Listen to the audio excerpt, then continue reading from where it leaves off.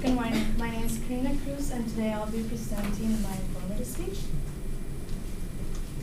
Well, I work in Alice Best. It's an after-school program here in Los Angeles, mostly in every elementary school, where staff members not only take care of students who are not able to, whose parents are not able to pick them up after school, but also to engage the learning that they have in school in programs like science, sports, dance, arts.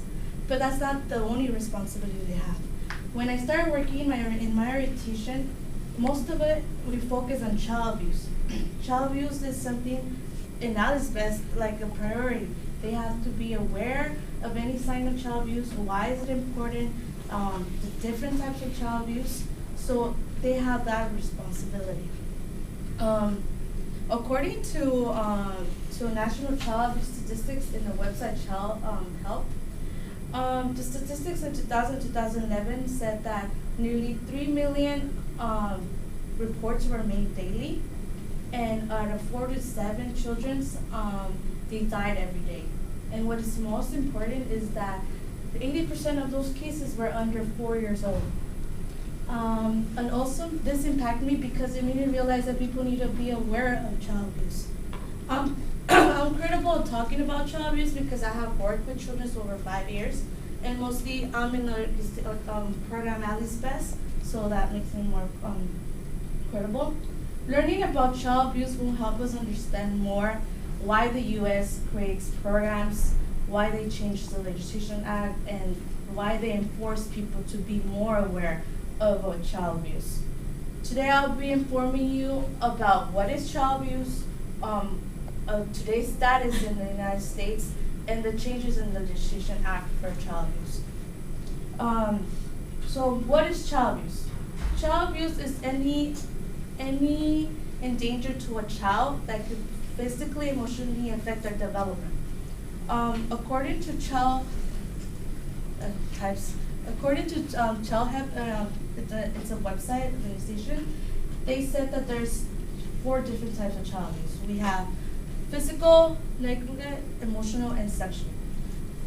Physical, it's anything that could relate to picking, abuse, hitting, anything in danger that a child could have physically.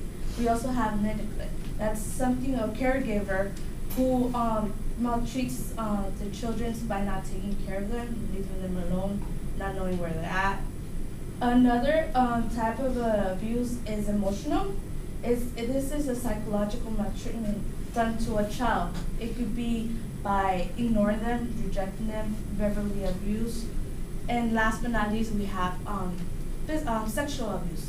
That's anything, any type of sexual contact between an adult and a child under the age of 18. This could be touching or not touching, but it has to be sexual offense. Now that we have talked about child abuse, I will talk to you more about today's status in the United States.